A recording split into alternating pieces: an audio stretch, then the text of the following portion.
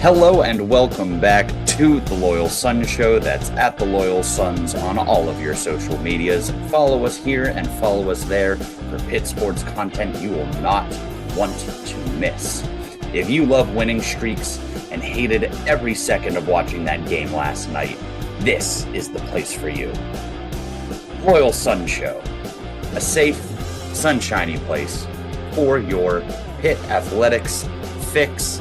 Today is Sunday, October the 19th, 2025. Your Pitt Panthers are fresh off of a 30-13 win in the Carrier Dome, or whatever they call it, in Syracuse, New York.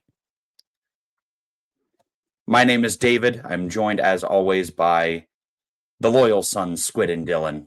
Squid, Dylan, how are you guys feeling on this Sunday morning after a 3-score Pitt victory?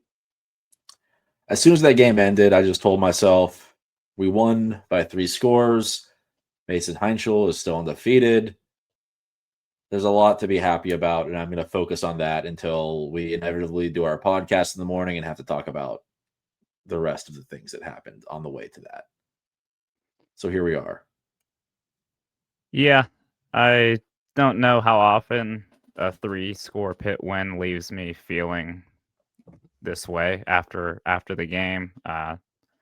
Didn't feel super excited, but Squid tried to lean towards the positives like you brought up, but it's hard to ignore. The two main things for me, one, the continuing injury bug that has infected this team, and it's almost gotten to a point where it's like we're going to be playing several guys out of position. Don't love that. And Mason Heinschel looked human yesterday. He looked like a freshman for the first time in his career.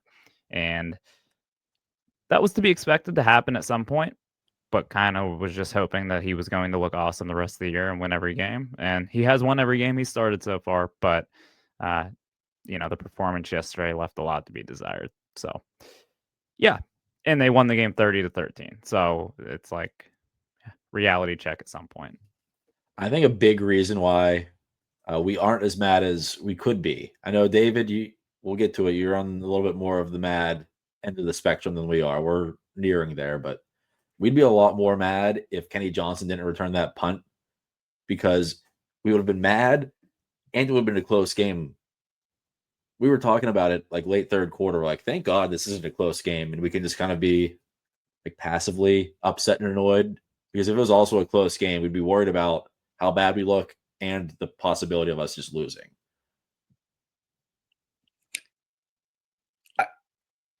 Yeah, and for that reason, it feels less like we won the football game and more like Syracuse is absolutely putrid and threw it away. I mean, let's use that sequence as an example because I think it's the big one. And side note, the announcers trying to pretend that Syracuse was one punt return for a touchdown away from like actually being in that game. A little insulting. But yeah, so Syracuse gets the ball back with how much time? 50 seconds left? 40 seconds left? We don't do any research before we record. They got the ball back. Wow, with like 30 seconds left. They got the ball back with 30 seconds left and tried to squeeze points out of that from their own 20-yard line. So they go pass, incomplete, pass complete, pass incomplete, punt it away with 2 seconds left in the half, giving Kenny Johnson, who, despite some mistakes here and there, pretty electric returner. And he made him pay for it. So, that was just horrible decision-making by Fran Brown. Horrible execution by Ricky Collins, who shouldn't be a Power 4 starter and was not intended to be a Power 4 starter before Steve Angeli got hurt. But, I mean, Syracuse just sort of gave 7 free points. Much needed 7 free points. After that Boosie Turner touchdown was called back on the questionable call, but that felt like a a backbreaker. Yeah, going. where do we think only that going ranks to on the worst penalties of the night, 1 through 18? We can't do another ranking like this. Rank the 18 worst penalties, and where are Kendall Stanley's in that mix? That'd be a fun exercise. There were only 18 penalties? On Pitt. Oh, okay. Okay, A that makes handful more of them sense. were declined because they picked up a first down anyway or something stupid. But yeah, there are 18 called on Pitt. No, that's good. That's pretty good. It wasn't.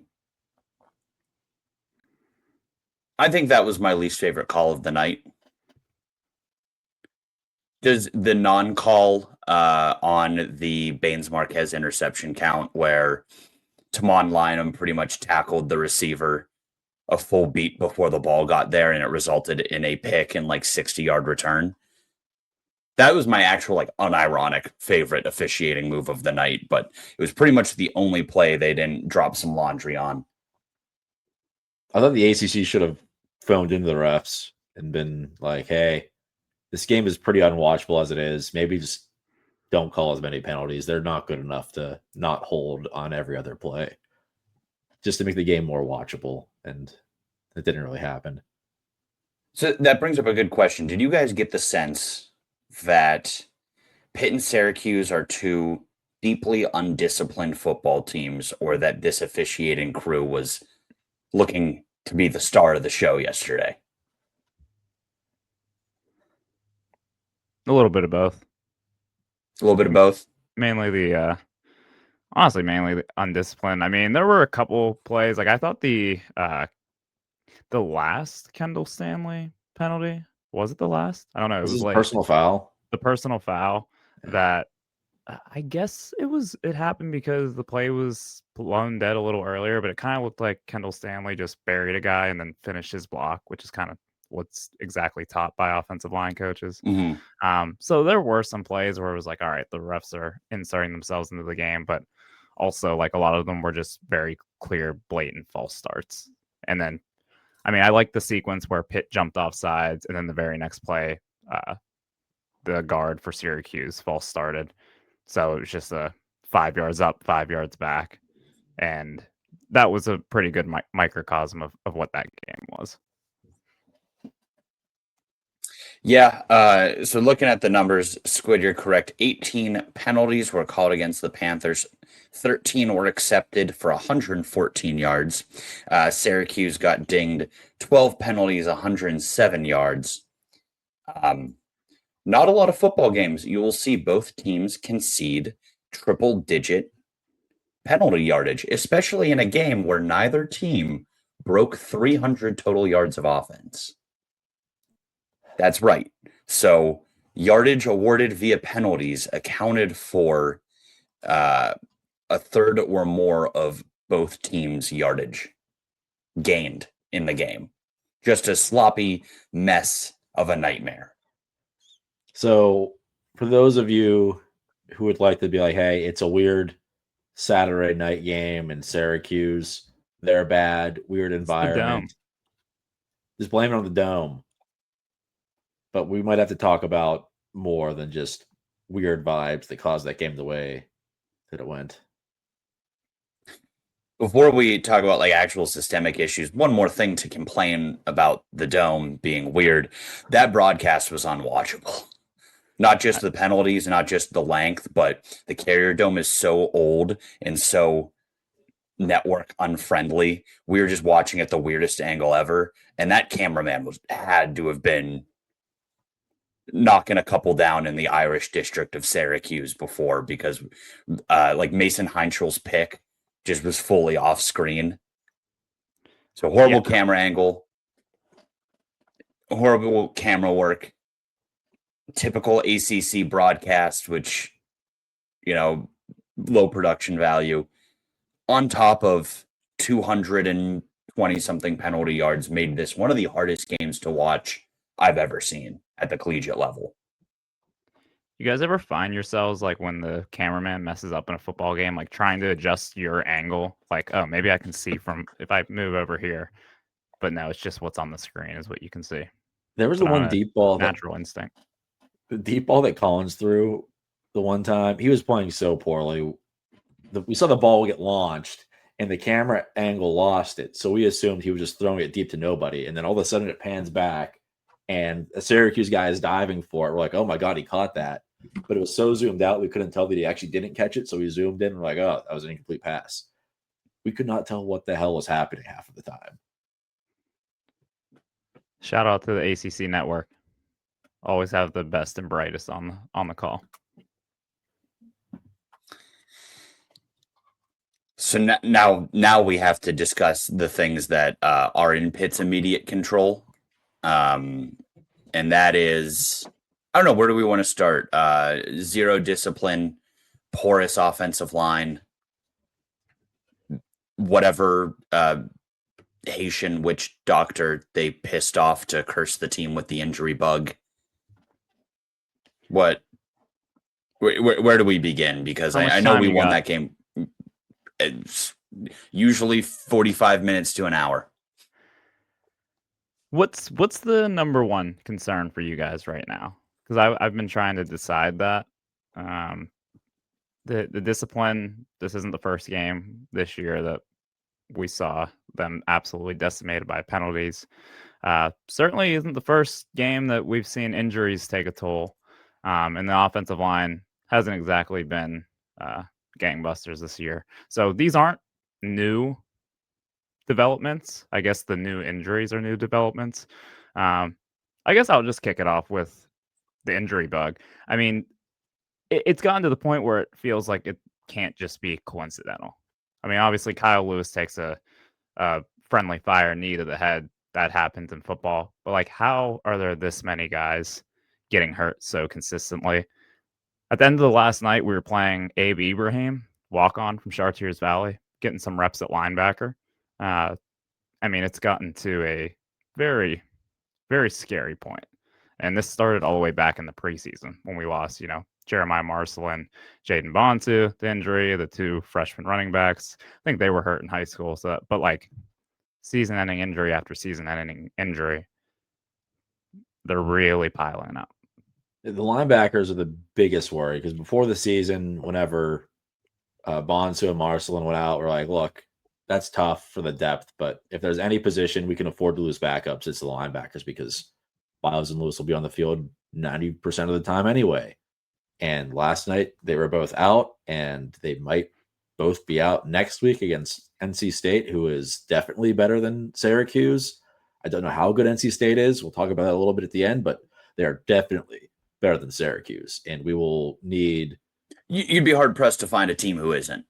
Yeah, Boston College is safely down there. Beyond that, I mean, Stanford even won last night, for Christ's sake. Who knows? But yeah, Syracuse is firmly down there, and I would appreciate to have Lewis and or Biles playing against a competent team. Yeah, the injury bug's tough. I think it's most notable at the defensive ends and the linebackers in terms of personnel, because I think at this point, if you are a Pitt student above 6 foot and 200 pounds, you might be able to walk into that facility and get some snaps. But I think it's most noticeable in terms of outcome on the offensive line. Simply put, we need Jeff Percy to duct tape whatever is hanging off the bone back together and hop back at that tackle position, because Kendall Stanley is not it, and he is not someone who should be playing significant reps at this point. So I found that interesting last night because they were so bad. They didn't seem bad against Florida State, who I assumed had a pretty solid D-line. Maybe they don't. They lost last night, like I just said, but they didn't look this bad all year. There have been times where the O-line didn't really hold up. We couldn't really run the ball, but last night was the worst. And it was the worst defensive line we played all year. They had 8 sacks entering the game. Mm-hmm. Is that right? And that's correct. It was so bad. I think that's where the issues on offense stemmed from. We couldn't run the ball. We were getting sacked. We had 3rd and longs. Mason Mason looked flustered because he was running for his life half the plays. I don't know if there's a quick fix to that. David, you played offensive line in youth football. What would you say is the problem? Yes, that qualifies me for this conversation. No, what I saw was Syracuse was getting creative with its blitz packages, and they were not sending 4 guys when they knew we were dropping back. It was 6 by my count was a lot more typical. So they were getting linebackers up to the line of scrimmage, confusing us. The communication looked really poor among Pitt's line. There were just a lot of guys getting in free that were clearly not accounted for in the arithmetic. And I think the line has been bad, but I think a lot of that can actually be worn on the shoulders of Cade Bell, because the play calling yesterday was abhorrent. Every single drive looked the same. Did you guys notice that?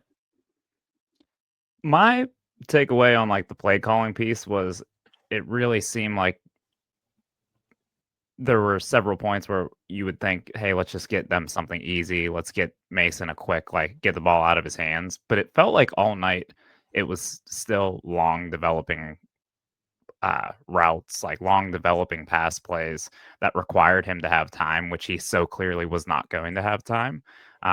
Very few, dump offs to the running backs out of the backfield. I actually don't believe, let's see. Des Reed taking a had a look. target now. Yeah, and I think the running backs had 2 targets throughout the game, 0 catches. So you go from a game last week where obviously Desmond Reed is the dynamic receiver out of the backfield, but for none of the running backs to notch a reception in a game where it seemed like maybe a quick little screen here might do us some good to get the dogs off. It wasn't there. Exactly, Dylan. It felt like every single drive was the same sequence. Run on first down for 0 yards. Short screen or slant on second that falls incomplete or nets 2 yards. A penalty to take us back another 5 yards. And then it's 3rd and long, and you can send 6 guys at Mason, and he has to throw at the sticks with some long developing, play call. And they got him 7 times. They doubled their sack count this year. So no, you're exactly correct. Des Reed was in there in pass pro every 3rd down, and we couldn't drop something on 2nd or 3rd to give him or Juelz Goff or Boozy Turner a little dump off, make it easier on 2nd and 3rd down. I don't know what. We had so much success with it last week. What changed?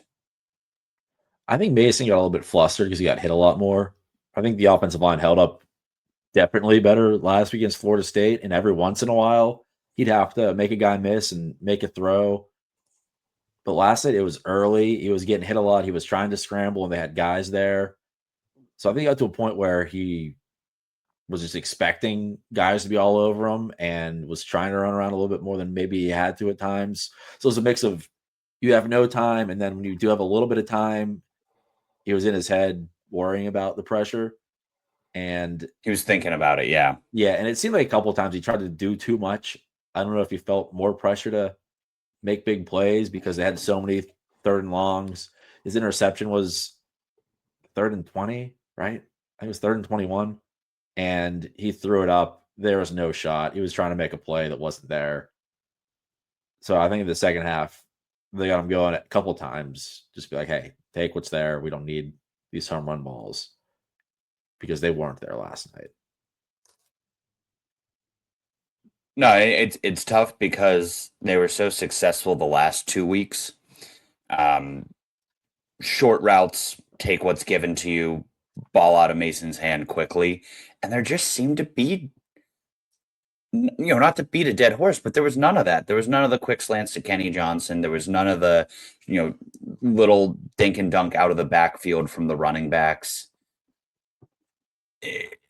Is this another example of Cade Bell outsmarting himself again, or did Fran Brown do something Did he see something in the film? Did he make an adjustment to take away the short game from Mason Heinschel and make him beat them over the top? Like what do we think here?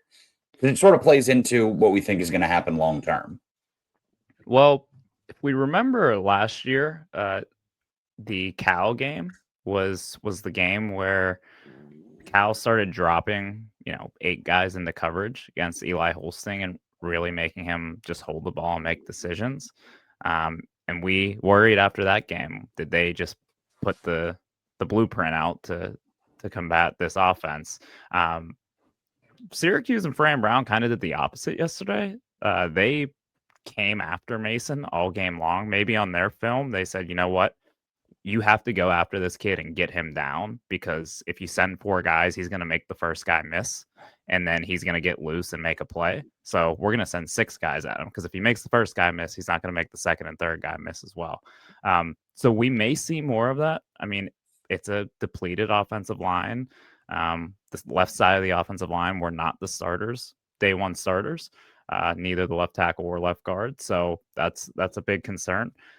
So yeah, I wouldn't be surprised if we see more of this moving forward. Teams really just coming after him, and Cade Bell's going to have to adjust to that and figure out a way to combat that and protect Mason Heinschel, because you know what, man, like I don't want to overreact, but letting your freshman 18-year-old quarterback get hit 7 times, looks like he banged up his shoulder a little bit. That's the first time we've mentioned that, but the shoulder was bothering him pretty much. And it showed on a couple of his throws. It showed, and he was wincing and grabbing that shoulder. So hopefully the witch doctor didn't do too much there, and he can heal up by next weekend. But yeah, I don't want to see him get hit for the rest of the season and make him into a tackling dummy, and then that hurts his confidence and starts to give him happy feet, starts to make him, make quicker decisions than what he wants to do, because he doesn't want to get hit all day next Saturday. So I think that's probably my biggest concern, is that they can't protect this guy that we think is Right. the answer to our future. That could be it, because we saw the offense looked pretty solid, and then Mason had his 36-yard touchdown run, and maybe after that they're like, all right, we're switching it up. If we want a chance to win, we gotta get after the quarterback, because otherwise he'll just do what he did last week and march the team on the field every drive. Oh, I thought we were gonna win by 40 after that first touchdown. That was about as easy a 36-yard touchdown as you're ever gonna see in your life. A Syracuse player didn't come into view of the camera until he was at the 8-yard line, which is crazy. But Dylan, you hit on something that I think has me a little bit farther on the panic meter than the two of you after, looking at the score, what felt like it should have been a pretty easy game. I'm having flashbacks to Cal and Syracuse last year. We beat Cal. Cal wasn't great last year. They started strong, but they weren't great last year. They put the playbook on how to stop Eli Holstein. Drop guys, keep him in the pocket, make him make decisions, take away his first read, and he will make mistakes. Is there a chance that we just saw the Mason Heinschel version of that? That, we won, we beat an inferior opponent, and that's all well and good. It's hard to win. You'll take a win. But did they just give NC State, Stanford, and then to a much greater degree, Notre Dame, Georgia Tech, and Miami, the playbook on how to, make Mason make mistakes and pick apart Cade Bell's offense?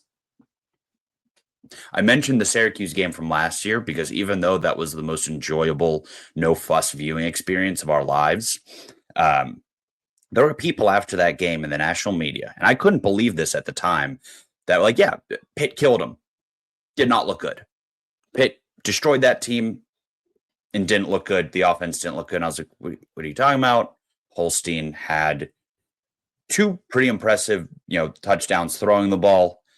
We beat this team by 1,000, 3 pick sixes. And then I think with more time has passed, you look back on that game and think like, yeah, that was more about Kyle McCord having the worst game a quarterback's had in the history of the existence of the sport. And yeah, maybe we weren't moving the ball that well that game. And that is next week was SMU. And that's where everything came undone. So it kind of feels like a combination of, the Cal game where Cal figured out how to, significantly restrict the offense, and the Syracuse game where, yeah, we beat the shit out of them, but that was more of a them problem. We still had a lot of problems out there that need fixing, and they weren't addressed last year down the line. I think the Syracuse offensive problems were overblown. The Cal game might be underblown because, one, we should have just lost that. It was a miracle that we won.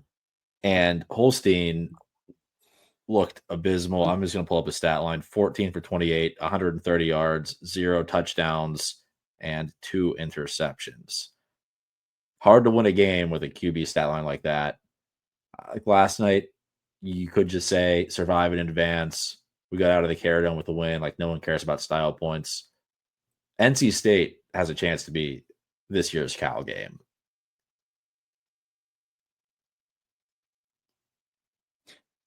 Yeah. I just think there's going to be a lot riding on this NC State game in terms of my outlook for the future of the program. What doesn't help is that, at least what doesn't help my general feeling this morning is last night, Boston College lost to UMass by 2 scores, and then Florida State lost to Stanford. So there's a chance we might have gotten over our skis again because we beat 2 horrible teams. And now I'm just sort of stressing out because NC State's not great, but they sure as hell aren't bad. And is the playbook out for the hardest stretch of our schedule? And did we just look good against a bunch of teams that are horrible?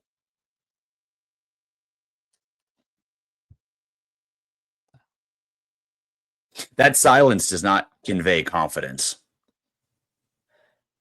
It started off the opposite way because Louisville had a big win.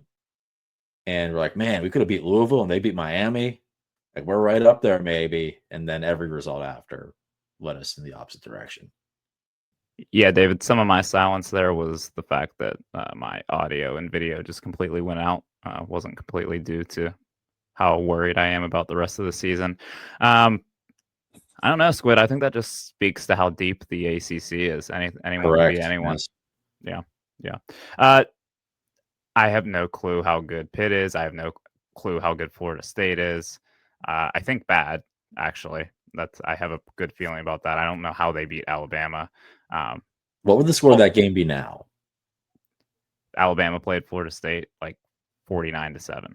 I don't know how Norvell and Castellanos did that in week 1, but that is probably going to be at the end of the season like the most head scratching result of the regular season when it's all said and done. Yeah, I don't know. Is Louisville actually really good, or did they just catch Miami on a bad night? Carson Beck just pissed down his leg for 4 quarters, which he did. Right. So ACC is weird.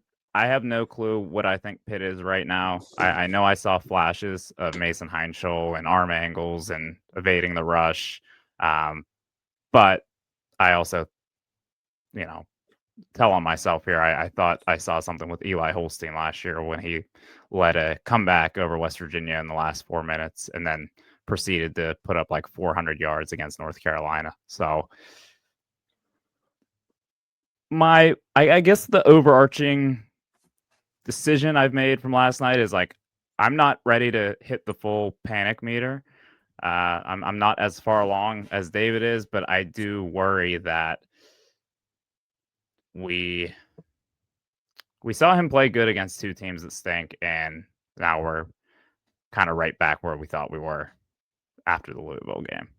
And I'm not that far yet, but doesn't feel great. I have 3 panic buttons in front of me, and I'm going to hit 2 of them. I'm hitting the panic button on the team. The more we've talked about it, the more worried I am about our upcoming opponents. I think we still should beat Stanford. I would like to beat NC State, but I am no more confident in the final 3 games. I'm less confident now than I was a week ago by a lot. I'm hitting the panic button on Mason's shoulder. Whatever that is scares me, but I'm not hitting the panic button on him. I think there were like 4 or 5 bullet points on my worry list ahead of Mason. I think a lot of the problems were causing his problems. So if we clean up the line play a little bit, figure out the play calling, I'm not worried about Mason.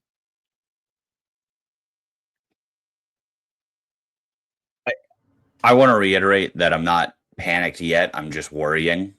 And I guess to frame it into a positive, if you can win a game by 17 points playing that bad, you must at least be decent. And also, Cade Bell should look at this as an opportunity.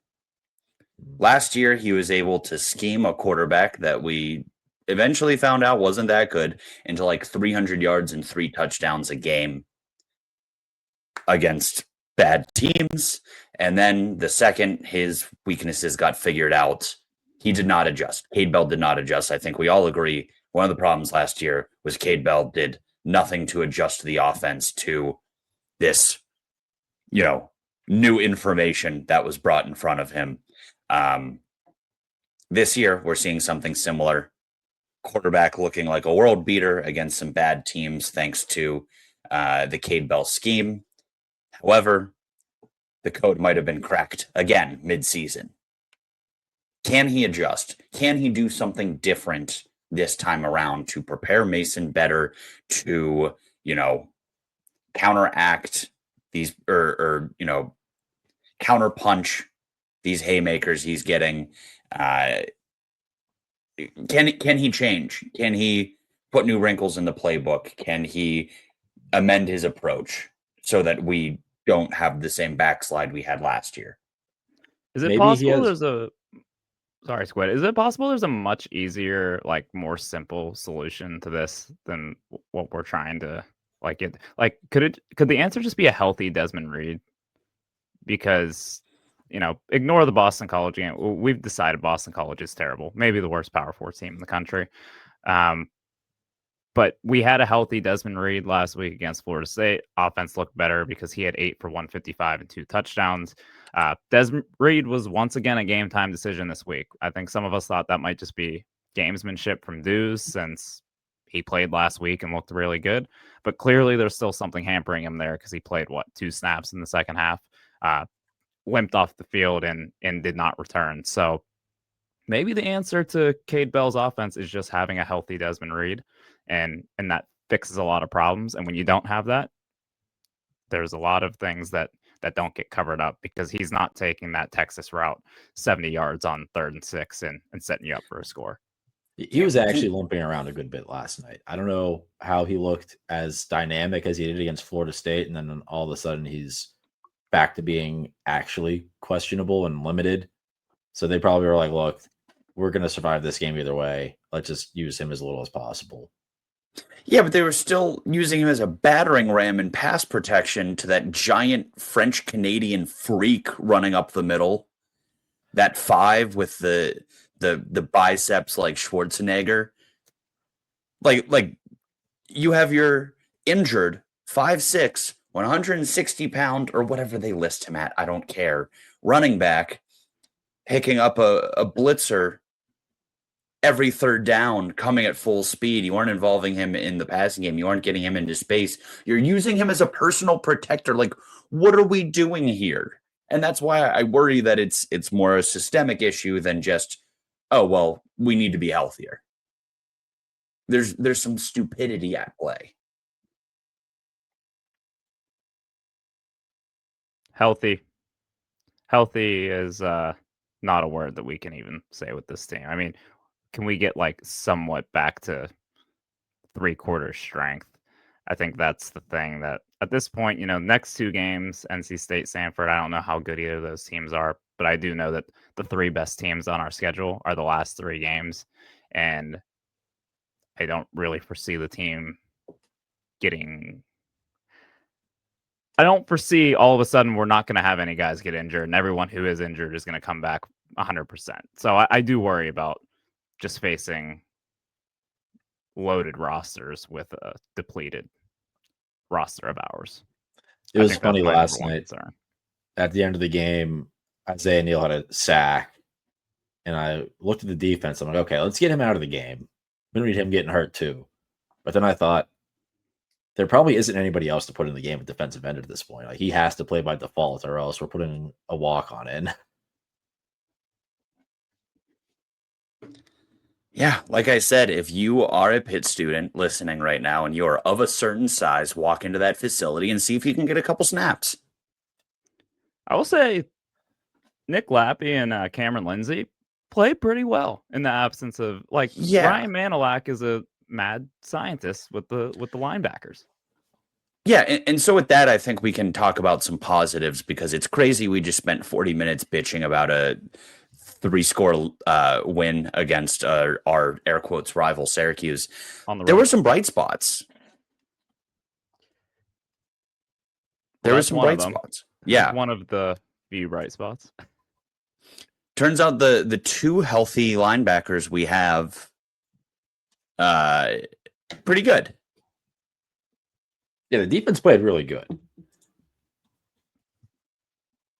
I think the Syracuse offense also played really bad. But yes, if we're going to be optimistic, don't let a bad offense keep themselves in the game. And Pitt did not do that. They did not let Ricky Collins beat them with his legs too often. There were a couple stretches in the second half where, right after they scored and got that onside kick, which was just like the best onside kick, best special teams play of the season, just drilling the front man with the kick. But then coming back and getting a stop on that next possession and being like, no, we're not going to let you sneak back into this football game. Yes. I thought Baines Marquez had another big game with his increased role at the safety spot. Like we mentioned earlier, got the interception on a very bad no call that we probably should have been flagged for. Defense has stepped up, even a depleted defense. And I would love to see, Kyle Lewis get healthy, Rasheem Biles get healthy. Jaden Moore ever going to suit up for the Pitt Panthers? Would love to see a return from him at some point. That would be a nice little boost to that defensive line room.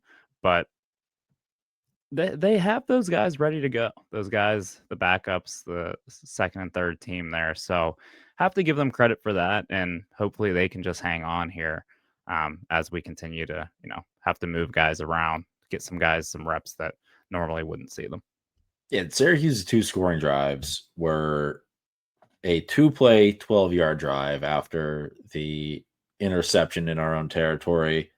And then the game was weird. Pitt had the ball for like 4 plays in all of the third quarter, and they didn't do anything. It was partially because we went 3 and out, but Syracuse was getting these long, annoying drives, and they weren't really getting anything out of it. They were turning the ball over, and the defense was getting off the field, but they didn't cross midfield for a long time.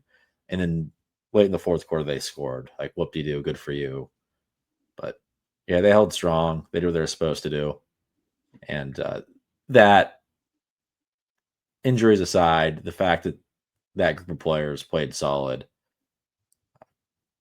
made the game stress-free. Clearly some pretty decent depth on this Pitt defense to be down as many players as they were and still hold a conference opponent to about 200 yards of offense, 13 points. Our 3 leading tacklers were Nick Lappy, Cameron Lindsay, and Kavir Baines Marquez. That is 3 guys who were not day 1 starters. Those were 3 guys who are not week 6 starters, and they had excellent performances. All in all, 2 sacks, 8 tackles for loss, 3 picks, and a couple passes defense. So I will take that I will take a defense won the game effort. How about bright spot special teams? Aside from a Junko dropping another snap that almost sent me into a spiral. That was weirdly his best punt of the night, but go on. Yeah. 60 yards. I mean, we obviously talked about the Kenny Johnson punt return, which really kind of blew the game open, gave us some breathing room. Also came right after he dropped a pass on a third down that would have extended a drive. So hell of a way to respond by Kenny Johnson there. And then how about the freshman Trey Butkowski, 3 for 3 again. He's just been super solid this year. He's 15 for 16 kicking. His only miss was 40 plus yards. So it wasn't an easy kick, but yeah, I mean, he's been really solid this year. Sneaky, don't want to jinx ourselves, but sneaky, just strength of Pat Narduzzi teams, just consistent kicking games. I mean, think over the Ben Sauls, Sam Scarton, the ACC year. Like, I'm just gonna leave it at that. But he's a kicker whisperer. Remember the kiss? Kisser, Yeah, kicker kisser. I hate that way more. Maybe that's the reason why. Maybe low-key high school kickers are like, wow, this Narduzzi guy must be really cool because he kissed a kicker that one time. And he seems like a guy who would be miserable to kick for because he's such like an old school. Like he strikes me as a kickers aren't people kind of coach. They don't know that. They only know about the kiss. Well, obviously he's not. He's consistently found really good kickers, and he's had them in a good place, and he's put them in the position to succeed. Is he the most kicker-friendly coach in the NCAA? Let's start that. Yeah. It also helps that we do have like the best special teams coach in the country. Yeah, we got Branowski from Miami, where they were just like the highest rated special teams unit in the country. I know you're a Mac guy, but I think you have to clarify that's Miami of Ohio, not Miami, Florida. No, Miami, Florida has to clarify that they're the Florida one. Okay. Whatever, man. Any other bright spots? I did like special teams and defense. That's 66% of the team. So I changed my mind. This was a great performance from everybody. Passing grade. Narduzzi did say after the game, I thought it was funny in his post-game press conference that he said that the team wasn't very fired up after the win, and he had to go in there and, these are his words, he said he had to do a little dance to get them fired up and start celebrating. So I guess I like that the team wasn't over their skis like we were the last 2 weeks. They're like, man, we don't care that we didn't barely, but we snuck by this terrible Syracuse team. We got to be better. They know it. They'll get back in the lab. They'll be hungry. They know it's at stake.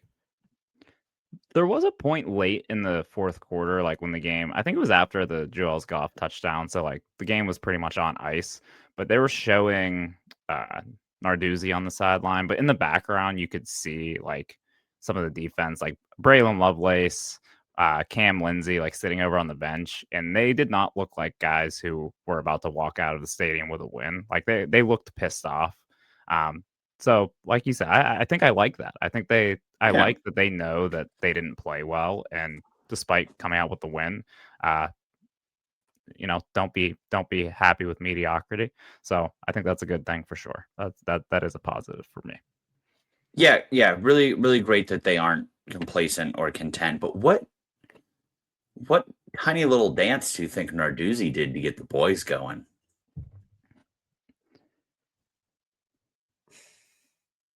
The Dougie.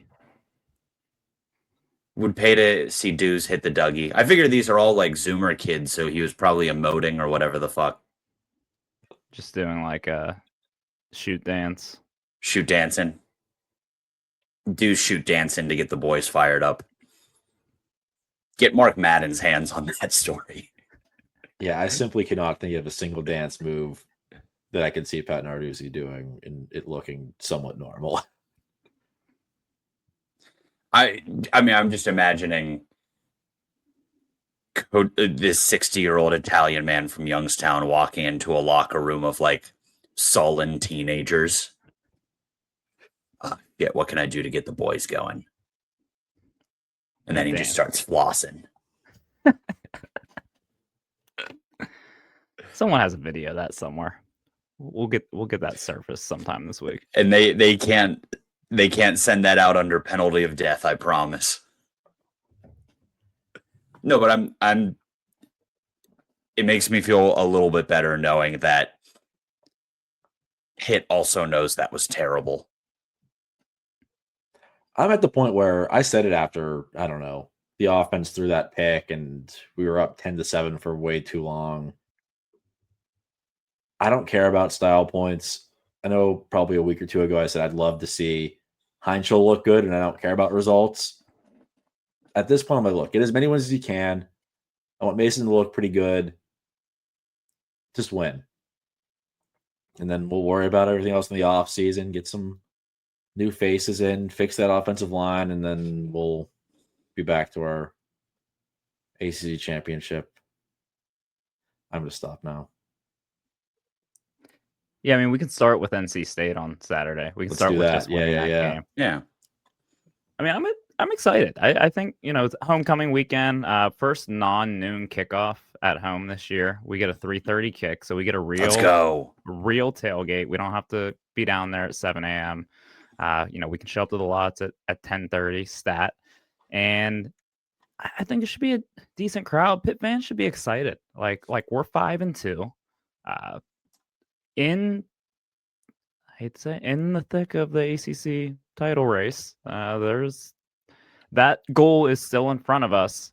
I think we talked last week about some of the things that we can look forward to here. If they could take care of this, what we thought was an easy stretch of the schedule, maybe Stanford's a little more formidable than what we initially thought. But if they can win these next two games, starting on Saturday, so win the next game, get to 6-2. You have a matchup out in Palo Alto against Stanford. Get past them, and you have a 7-2 football team going into a game against Notre Dame. Could be a really, really good opportunity.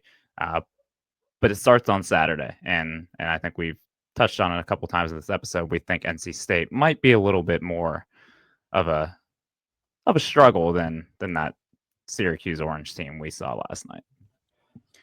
Yeah, NC State seems like a pretty classic middle of the pack ACC team, in that their best win is against a team that, when the polls drop today, is probably going to be in the ballpark of top 15. They beat Virginia in what was a non-conference game because ACC. They also lost to Virginia Tech, who's just absolutely spiraling. So no idea what to make of this team whatsoever. And that scares me. So it is 1:17 p.m. on Sunday as I'm saying this sentence. So things could change. It is only Sunday and betting lines change. But right now, take a guess the betting line. Pitt NC State. In Acrisure. Should be a good environment. Take that into account maybe. Well, before we guess the line, before we hit record on this episode, you said, whoa. And you're like, DraftKings. And I was like, is that the Pitt NC State line? And you were like, yeah. I was like, well, let's save this for the episode. We'll do a little guess the line. So Squid's reaction was, whoa, when he saw the opening line for Saturday's game. And Was I it don't a good know. low, a bad low? Yeah, I don't know. Yeah, I have a number in mind what I would think the line would be. But I don't think it's going to be anything reasonable if it drew that reaction from Squid. Give me Pitt -4.5. Dylan, what do you think? See, I think that's reasonable, but I don't think that would elicit Okay. That was my expectation, not seeing Squid's reaction. Yeah, But I don't would know. say no Squid reaction. I go Pitt 2.5. Like I don't think this is a super. I don't know. Maybe are we just counting out because are we Pitt fans who watch them play poorly, but they also actually won a game by 17 on the road. Maybe the metrics favor them. So yeah, I'm in the same boat as you. I was gonna say 2.5. You said 4.5. Based on Squid's reaction, I'm gonna say it's like Pitt minus 10.5. Would be wild, but not quite. Maybe the new turf in the stadium, the new grass at Acrisure is playing a role. We're not Is it playing the that other dumpy way? field that the Steelers ruined for us. Pitt is minus 7.5. This is not working with my green screen, but I can We assure you cannot that's see your what it is phone, right but we now. take your word for it. Yeah. Minus 7.5. That makes me feel better. Because I can tell you, if you were about to tell me Pitt were home dogs, I would have felt like shit. That I immediately didn't know would what have to expect. that would have immediately validated all the bad feelings I felt from a 17-point win. From my perspective, as a guy who has barely watched NC State, I just kind of know the results, like what kind of players they have. I thought we'd be like 2-point favorites just because we're the home team and we're pretty similar, but touchdown favorites, interesting. I don't know what the pulse of the fan base is at NC State. They got crushed by Notre Dame. Notre Dame's good. They just had a bye week, though. That worries me a little bit. While we were playing in the Slop Bowl 2025 in the Carrier Dome, getting injured, NC State was resting up and game planning for a freshman quarterback. Yeah, I don't know how worried I am about NC State defensively. But this is a team that has a very exciting running quarterback in CJ Bailey, and probably one of the best running backs in college in Hollywood Smothers, who Great name. has an unbelievable name. That kills me that we have to go up against a guy named Hollywood Smothers. But Hollywood Smothers has 740 yards, 6.5 yards a pop through their first 7 games. Spin zone. Pitt has, for the most part, been really, really stout against the run since the game we no longer speak of against that team from a little like an hour down south. Yeah, Brown for Louisville we were worried about, and he didn't do anything. It was all Miller Moss picking us apart in the second half. And we've beaten, a couple mobile quarterbacks and really contained them. I was deeply worried about Castellanos and you don't have to fear Ricky Collins beating you through the air, but I was worried about him on the ground a little bit. He's my dynasty quarterback on NCAA 26. I beat the hell out of that read option. Dude can run virtually. So what do we think now that we know the line? 7.5. Okay. Whoa, may have been a little extreme, but that's Definitely more than we expected. more than I would have anticipated. Per the exercise. But I'll take Vegas's confidence here. Do we want to just go with some predictions? And then maybe a bold prediction each? I know we didn't plan this, so if you don't have one, start digging in the back of your mind there. I'll give us a score prediction. Yeah, go for it to kick it off here. Mm-hmm.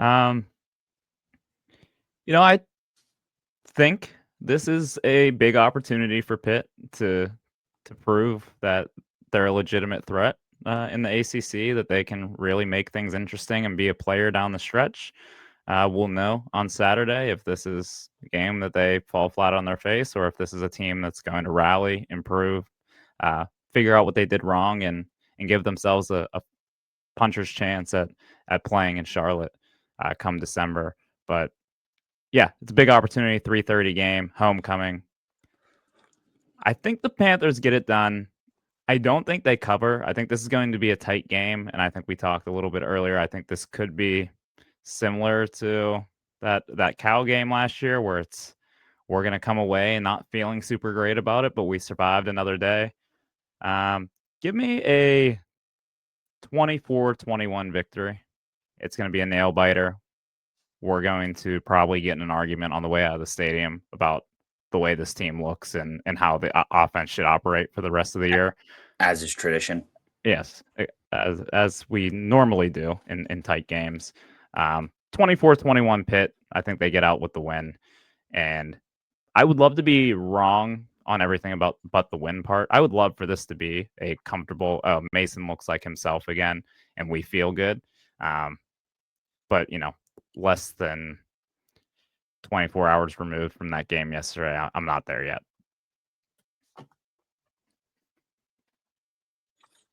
Yeah. I do think whether it's because we have mushed them or the realities of this football team, um, we've talked a lot about, win these 3 easy games, be 7-2 against Notre Dame. I think Pitt drops one of the next 2. And I think it's more likely to be NC State homecoming because that feels more like the spot. I feel very confident we're going to lose one of the next 2, either because the reasons I just listed, or we escape feeling great against NC State and just get snuck by Stanford on the West Coast. I think it's more likely that we lose this one. I think Pitt's going to lose 28-24, and then I just really don't feel good about that game against Syracuse. And I think with how thin we are, with how bad the line is playing, with how undisciplined this team is, Dave Doran could pick us apart. I'm predicting that this is a game where we are mad for 95% of the game. 95% of the things that come out of our mouths are complaining about a play call, the offensive line, penalties, drop passes, you name it, bad clock management. But at the end of the day, we win. So I am predicting a 31-27 victory for the Panthers. I think the offense gets back on track.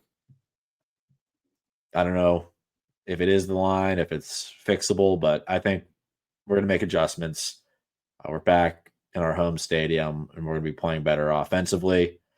My bold prediction is based on nothing, but I'm going to say we don't have Lewis or Biles, but we still win. I think that's going to lead to problems because when you look at the defense and you see who's out there starting the game, you're going to be like, wow, this isn't great. But they make enough plays to hold off the Wolfpack, and Pitt wins. All right, my bold prediction. I'm going Cruz Brookins pick 6. Cruz Brookins has been making some plays. We saw him get the turnover yesterday, and I think he's right there so often. I think he jumps a pass, makes a huge play, much needed defensive splash play to give them a spark on Saturday. Cruz Brookins pick 6 on Saturday. Book it. My bold prediction is Eli Holstein starts. I don't know anything about Mason's shoulder, but I do know that we are cursed. It could be one of those things. Go ahead, David. That just feels like what we're just going to find out Tuesday. Like, no, actually, he did something really bad to his shoulder and we're screwed. Because that's how this season has been going with regard to player health. That could be one of those things where you play through it because the adrenaline, the next one you wake up like, wow, I cannot lift my arm off my shoulder. This is also based on nothing because I know he did make a couple like deep passes late in the game after that happened. So we'll just hope for the opposite and that he's fine. I was going to say, let's all hope for our sanity and for the sake of this football team that is not the case. But you just put something new into my head, David, that I hadn't really factored in, but now I'm going to spend the next couple days convincing myself that it's true. So thanks for that. That's really what I needed. Okay. Yep. So I said Pitt was going to win without Lewis and Biles. And if that's the case, I'll say Cam Lindsey forces a turnover. Whether it's he punches one out or gets a pick, I think he has a big game because he'll have to play because if both Biles and Lewis are back, that'd be great. I think at least one of them will be out, and then I'll have to step up. Well, let's hope that let's hope that we're just being very pessimistic and Pitt cleans all this up and everything's sunshine and rainbows come Saturday. But we do have a 3:30 kick, so that's one positive we take from this. We get a real day-long tailgate, so we'll be down there bright and early on Saturday on the North Shore. Call it about 10:30 once the lots open up. Let's have a great homecoming weekend. See you all on Saturday. Thank you for tuning in. Squid, you got a final thought here? Yeah, we ended on a kind of miserable note talking about injuries and whatnot. I just want to tell the Pitt fans out there, like, look, it wasn't a great game, but we can all hang our hats on being the only Power 4 team in Pennsylvania to have at least one win against another Power 4 team for at least another week. Buzzer beater, baby. Good shit, That's Squid. right. There we go. Good stuff. Only if. Oh yeah, Pitt basketball is playing an exhibition in like a half hour against Providence. I don't think it's televised or streamed or anything, so I don't know what the point of that is, but I figured it was worth 15 seconds at the end of the show.